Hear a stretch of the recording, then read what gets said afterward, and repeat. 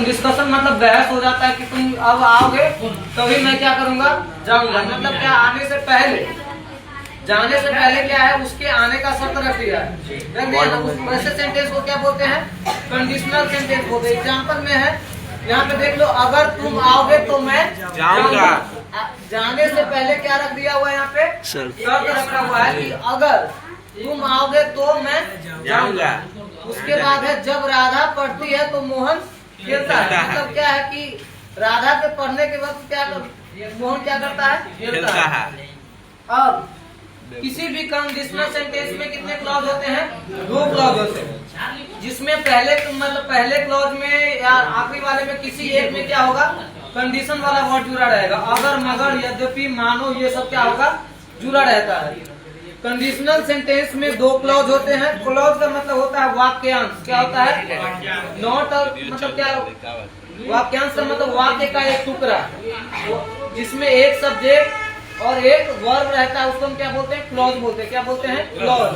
सभी सेंटेंस क्या हो सकते हैं, क्लॉज हो सकते हैं, लेकिन सभी क्लॉज सेंटेंस नहीं हो सकते हैं। उसमें क्या, जिसमें किसी एक क्लॉज में क्या जुड़ा रहता है, कंडीशनल वर्ड जुड़ा रहता है। जैसे इसमें क्या है, अगर जुड़ा हुआ है, इसमें क्या जुड़ा हुआ है, जब जुड़ा हुआ है। उसके बाद जिस क्लॉज के साथ कंडीशन हो उसको सिंपल प्रेजेंट में क्या कर दिया जाता है, ट्रांसलेट किया जाता है। इसमें देख लो, अगर तुम आओगे, यहाँ पे दिख रहा है किसके तरफ, फ्यूचर की तरफ दिख रहा है ना, लेकिन इसमें क्या जुड़ा हुआ है, अगर मगर जुड़ा हुआ है, तो इसको हम किस में बनाएंगे, सिंपल प्रेजेंट में बनाएंगे। इसमें कंडीशन नहीं जुड़ा हुआ है तो इसको किस में बनाएंगे, फ्यूचर में बनाएंगे।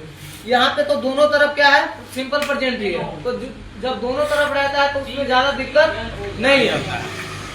उसके बाद कंडीशनल सेंटेंस को कितने भाग में बांटा गया है, 4 भाग में। टाइप 0 जो अभी हम पढ़ रहे हैं, टाइप 1 वो भी पढ़ेंगे हम, टाइप 2 और 3 पास्ट में हम पढ़ते हैं। किसमें पढ़ते हैं, पास्ट में। अभी हम किसके बारे में पढ़ेंगे, टाइप 0 और टाइप 1 के बारे में। इसके लिए स्ट्रक्चर क्या है आप लोगों के लिए, इफ या व्हेन, दोनों का मतलब यहाँ पे क्या हो जाएगा, यदि हो जाएगा, या अगर हो जाएगा, या जब हो जाएगा। ठीक है।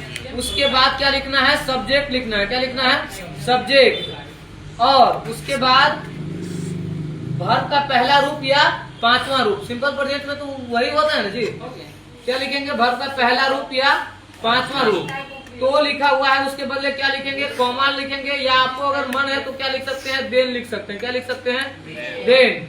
उसके बाद अगर मतलब फ्यूचर रहेगा तो सब्जेक्ट लिखेंगे, और किसी भी सब्जेक्ट के साथ, जैसे कितना आदमी होता है कि आई के साथ शैल लगाते, लेकिन कंडीशनल सेंटेंस में किसी भी सब्जेक्ट के साथ केवल क्या लगाना है, विल लगाना है। क्या लगाना है, विल।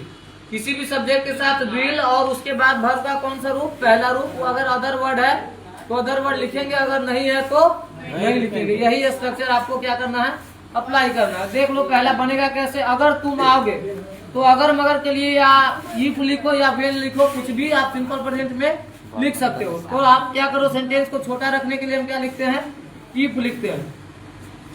इफ हो गया। उसके बाद क्या है, तुम का इंग्लिश क्या होता है, यू होता है। यू के साथ वर्ब का कौन सा फॉर्म, फर्स्ट फॉर्म होता है। क्या होता है, फर्स्ट फॉर्म। आना को इंग्लिश में क्या बोलते हैं, कम बोलते हैं। क्या बोलते हैं, कम। अगर हम क्या बोले हैं कि तो के लिए या तो आप कॉमन लिखो, या आप क्या लिख सकते हो, देन लिख सकते हो। तो सेंटेंस को छोटा रखने के लिए हम लोग क्या देते हैं, कॉमा दे देते हैं। बोलने में हम देन बोलेंगे, अगर नहीं है तो सीधा हम क्या दे देंगे, कॉमा देंगे।